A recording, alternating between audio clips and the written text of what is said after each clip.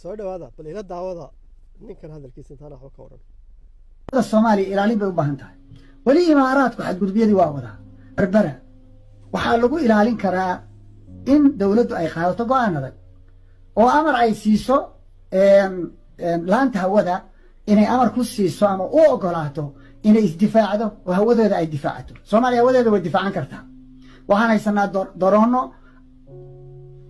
laba maalmood oo laba daroon ay dul heehaabaan berbera iyo Hargeysa baa ku filan diyaarad dambo imaanaysa ma jirto diyaaradii timaada haday amar u qabaan laanta hawada inay ku kiciyaan diyaaradaha daroonka waxa laynoo siiyay in hawada ku difaacano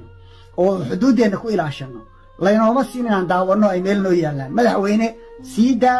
u fasax laanta hawadu inay difaacdo hawadeeda marka koowaad fareed iyo amar baa la siinaya haday amar ka qaadan weydo waa loo hanjabayaa waa lagu soo ridayaa baa leeyahay marka saddexaadna daroon baa lagu kicinayaa xataa diyaaradaha dagaalkan ku dhicin inay yimaadaan daroon madaafiic wadata haddii sidaad aragtaan ninka horta waa nin la wada garanaysaan waa nin ay madax martay cuqdada iyo cadaawada uu qabo Somaliland waa nin markii hore joogi jiray Mareykanka dhaqan xumo iyo dabdarro uga cararay markii lagu helay Canada tagay Canada watii lagu furay kiis ku saabsan wuxuu ka qabanayay Mareykanka iyo dibkii uu geystay dadkii mas'uulka ahaa ala kulli xal ninka arkaysaan waa nin u hadlaya ama ku hadlaya afka Soomaaliya boqolkiiba 95 aqliyadda iyo maskaxda taala fikirka yaala Soomaaliya waa ninkan sidoo hadlayo ee ah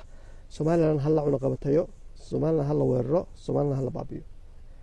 anigu isaga lama yaabin soo cadowga banaanka istaagay ee bareeray